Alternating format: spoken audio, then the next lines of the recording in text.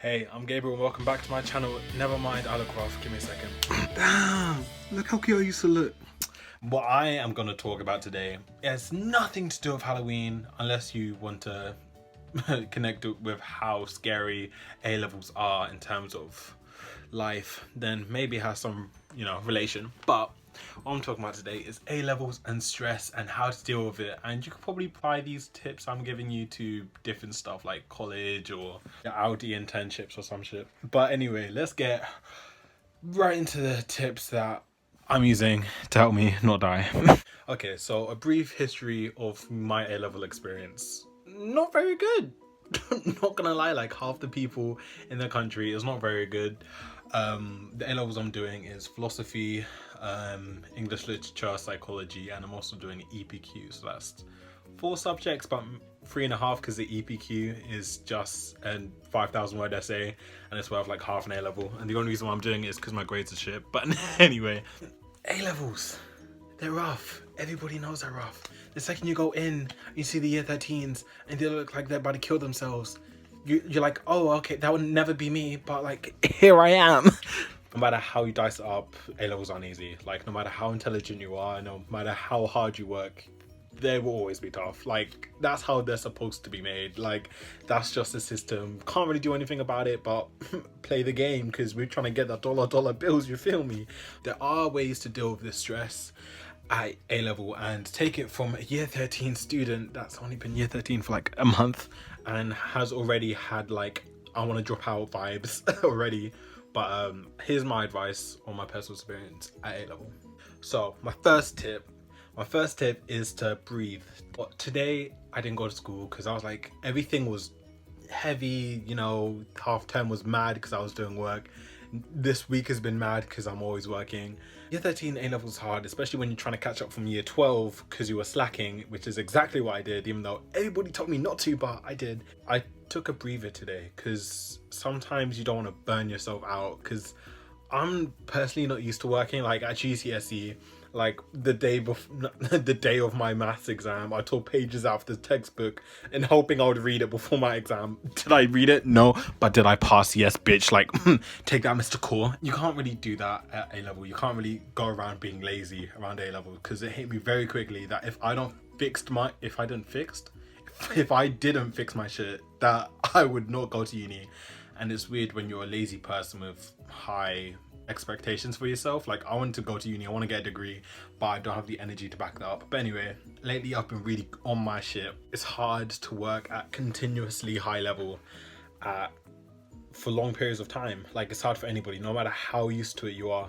And I feel like taking a breather today really puts stuff in my perspective. Like, I recommend making lists of what you have to do for that week, because once you list your stuff down and you have a visual prompt about how much stuff you have to do, and when you tick them off, it's so good because like you feel like even if it's overwhelming in your head, if you see it on a piece of paper, you're like, okay, this won't take me that long, like let me just work through all of that. And I feel like that's a habit that you should get right into at A-level, like knowing that no matter how much stuff you do, you shouldn't be overwhelmed, because especially early year 13, there's so much stuff to do, whether it's coursework, whether it's starting EPQ, you have to sign up for UCAS if you want to go to uni, have to write your personal statement, you have to do so many things, maybe fix your predicted grades, blah blah blah. Just take a minute to breathe, to here's what I've done, here's what I have to do, just put everything in proportion. Like, it's only September, October, November, like it's still very early months of like year 13. So just take a breather, just relax, and just everything will work out, because it always will and it always does. Just breathe. Tip number 2 is that know where you want to go. Like, having a destination for yourself will make everything less stressful in some weird twisted way. So basically, throughout year 12, I was a mess. I messed around, I didn't do any work, I was waiting for teachers to chase me up on shit, and like that was mainly because, one, I just started sixth form. I was sort of like, hey, GCSE's over, ooh. And the other one was because I didn't really know what I wanted to do. Like, every month I would change the degree I wanted to go to in the university I wanted to go to. I used to want to do philosophy. Imagine, if you know me or have heard me or seen me in my philosophy class, you know that literally makes me want to kill myself. Like, Researching unis, researching courses, researching careers you want to go to, because spending so much time working without a set destination often makes you feel like, what is the work even doing for me? Like, is it even worth it? Like, should I just stop it now because I don't even know what I want to do? I feel like knowing where you want to go is a first step in de-stressing out like your workload, because your workload won't feel like a workload. It'll feel like a minor journey to get you to where you want to be. And I feel like that's why it's such a good idea for like my sixth form to set deadlines for us to hand in our personal statement to apply to uni by the 1st November, because once you get it in early, it's not getting those like offers from unis. You feel like, okay, this is why I'm putting in the hours, this is why I will continue to put on the hours, because this is where I want to go. I feel like that's such a blessing. So like, tip number 2 in a summary: know you want to go and know what you want to do, but don't rush it. Don't rush what you want to do, and don't let anybody else tell you what you want to do. But if you want to do like media at degree level, but like your family's like, oh, media, that's not a real degree, just do it. Do what makes you happy, because trust me, take it from a guy that's doing philosophy A level. You do not want to do a subject that you don't like just because you think it's good. Just because it looks good on paper doesn't mean it's actually going to be good for you. Research where the course will take you. Research what unis have the best course and facilities, what's around the unis that you want to go to and stuff like that. If you're smart about things, you'll be thinking about this early. Like the second you get into A level, you'll be like, alright, sick, my GCSEs are done, here's my A levels. What do I want to do after my A levels? Even if it's a rough plan that you end up scrapping later, just make sure you have a plan so you're not doing anything aimlessly. Like, plans change, everybody knows that. Even like in clearing, people will change their degrees, their courses, their lives, but make sure you have some sort of plan that you have to work towards. That's good. Number 3, manage your time effectively. I cannot stress this enough. When I say manage your time effectively, I don't mean work for like 8 hours and like have 1 hour to like beat your meat or some shit. Also, no, not November, who's doing it? Hey, anyway. Off topic, but anyway, so manage your time effectively. Know that there's a time to play and there's a time to work and there's a time to socialize. And I notice how I said play and socialize in different categories, because socializing, that's outside of school, that's outside, you go to friends' house, do whatever. But playing is like, maybe like you have a free day at school and like you're dicking around in like the common room. That's playing. But anyway, what I'm saying is that balance your time. When you get to A level, they will expect you to do like 50 hours outside of school for work, but you need to work smarter, not harder. And I feel like every A-level student will tell you this. 20 hours a week for A-level, like 20 hours, 15 hours, but it's not how long you work for, it's how smart you work at it. But yeah, with 16, 17, 18, we're supposed to be living our lives. This is our teenage years. This is what we tell the grandkids. Like, people want to do like relationships.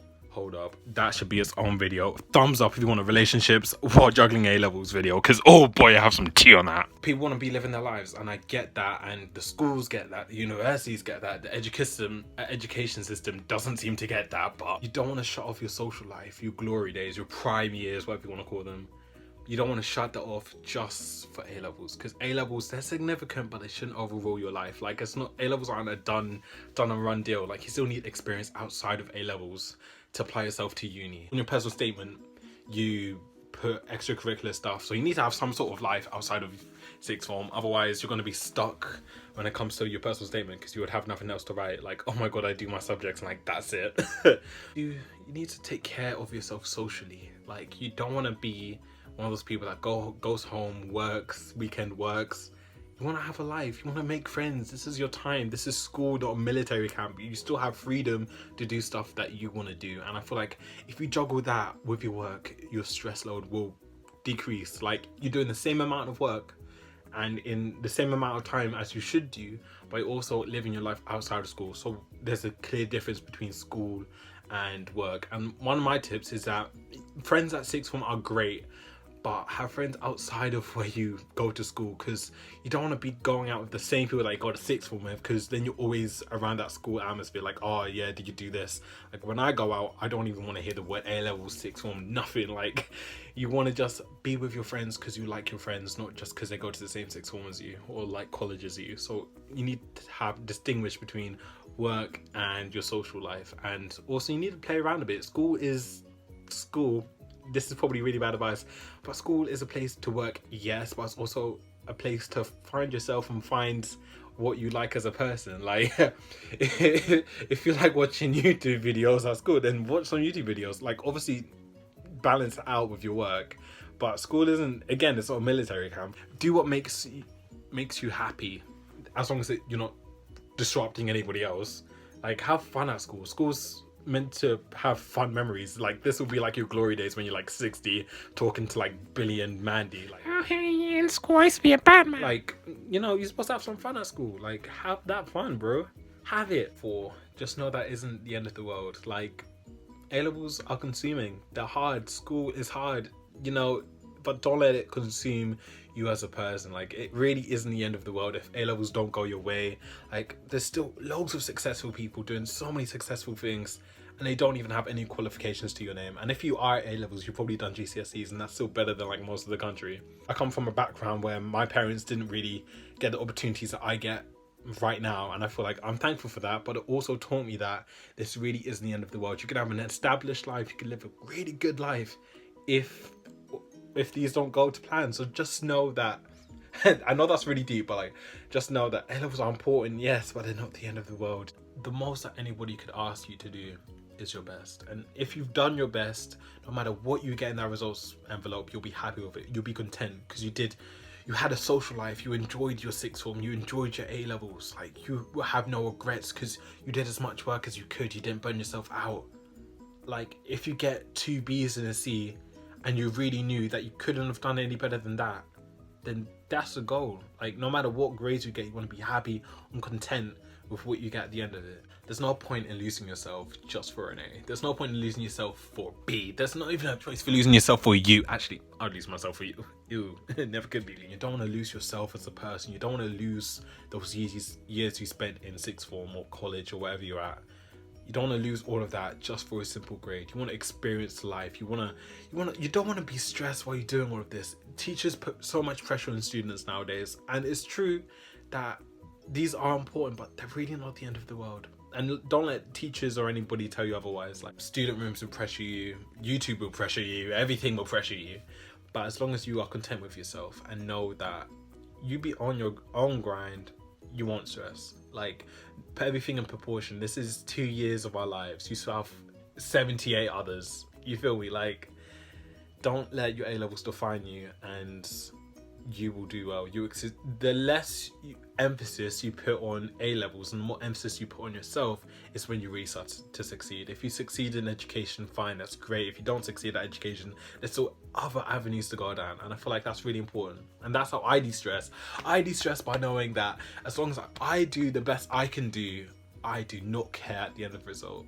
I want to sit that exam, be like, yeah, I got that, but also, yes, I revised effectively. I did this, I did that. I've had a good time at sixth form. I'll remember this experience. Personal reason for going to sixth form and why I left like another institution was because I didn't want to be just a statistic. I want to have experiences. I want to be my own person at sixth form. And I feel like as long as you achieve your goals that you set out to achieve at sixth form, then it's a worthwhile experience.